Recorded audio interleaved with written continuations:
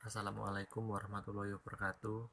Kami dari kelompok 10 akan mempresentasikan tentang generalisasi dan oposisi dalam ilmu logika.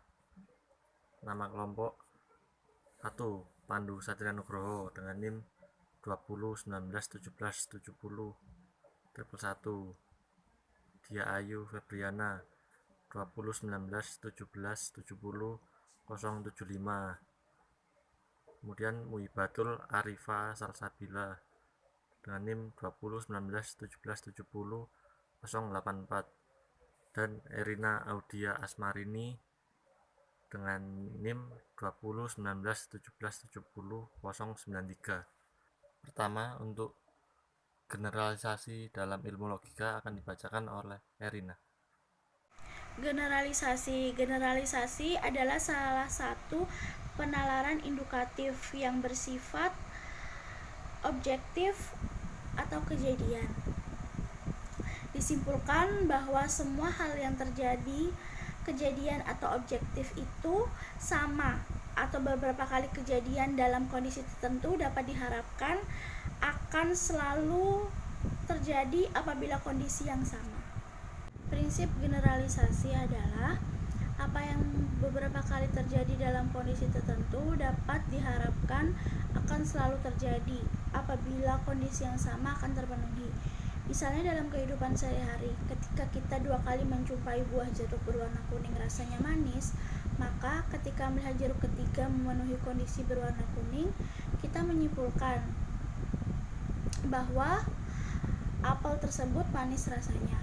Kesimpulan ini hanyalah bersifat harapan, karena konklusi penalaran indukatif tidak mengandung nilai kebenaran yang pasti, akan tetapi hanya berupa suatu probabilitas, suatu peluang benar. Hasil penalaran generalisasi indukatif itu dapat juga kita sebut generalisasi dalam hal ini berupa suatu proposisi universal seperti semua apel yang keras dan hijau rasanya masam. Syarat-syarat yang harus dipenuhi oleh generalisasi induktif. Generalisasi sesungguhnya harus memenuhi 3 syarat. Yang pertama, tidak boleh terikat dalam jumlah tertentu. Yang kedua, tidak terbatas dalam ruang dan waktu, harus berlaku di mana saja dan kapan saja. Dan yang ketiga, harus dapat dijadikan dasar pengandaian. Dalam pengandaian di sini adalah bisa disebut dengan contrary to facts. 4. Macam-macam generalisasi. Dalam segi kuantitas, sebagai penyimpulan generalisasi dibagi menjadi 2, yaitu 1. Generalisasi sempurna adalah generalisasi di mana seluruh fenomena yang menjadi dasar penyimpulan diselidiki, misalnya jumlah hari tidak kurang dari 365 di setiap tahunnya. Dalam penyimpulan ini, keseluruhan fenomena, yaitu jumlah hari pada setiap tahun, kita selidiki tanpa ada yang kita tinggalkan.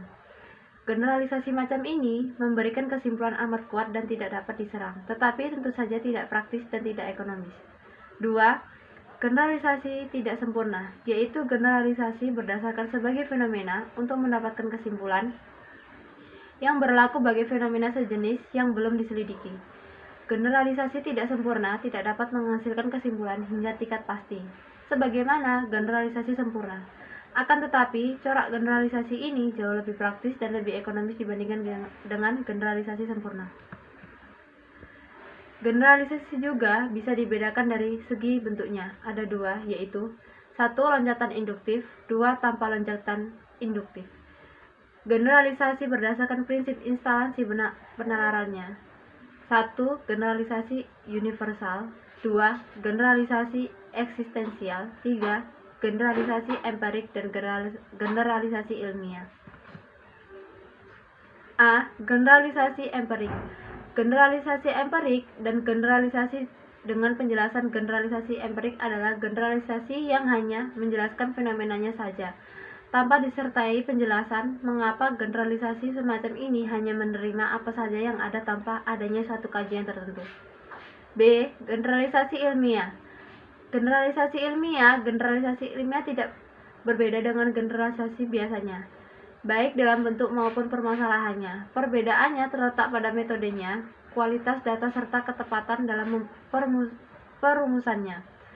Generalisasi dikatakan sebagai penyimpulan karena apa yang ditemui oleh observasi sebagai suatu yang benar, maka akan benar juga suatu yang tidak diobservasi pada masalah yang sejenis. Atau apa yang terjadi pada suatu kesempatan akan tetapi pula pada kesempatan lain apabila kondisinya yang sama. Selanjutnya, oposisi. Oposisi dalam ilmu logika diartikan dengan pertentangan antara dua pernyataan atas dasar pengolahan DREM yang sama. Pertentangan di sini diartikan dengan hubungan logis, yaitu hubungan antara posisi dengan DREM subjek dan DREM predikat yang sama, namun berbeda dalam kuantitas atau kualitas, atau berbeda dalam kuantitas dan kualitasnya. Hubungan oposisi ini sering digambarkan dengan sebuah diagram yang disebut diagram segi empat oposisi tradisional atau segi empat oposisi seperti gambar di bawah ini. Hubungan-hubungan yang digambarkan dalam diagram segi empat oposisi itu memberikan landasan logikal atau logical basis untuk menetapkan validitas bentuk-bentuk elementer dari argumen-argumen tertentu. Dalam hubungan ini biasanya dibedakan antara inferensi langsung dan inferensi tidak langsung. Inferensi atau inference adalah kegiatan akal budi berupa penarikan kesimpulan dari satu atau lebih premis. Inferensi tidak langsung disebut inferensi tidak langsung karena kesimpulan itu ditarik dari premis pertama melalui perantaraan premis yang lain. Inferensi langsung adalah kesimpulan yang ditarik dari satu premis. Sekian presentasi dari kelompok kami, kurang lebihnya mohon dimaafkan. Terima kasih. Wassalamualaikum warahmatullahi wabarakatuh.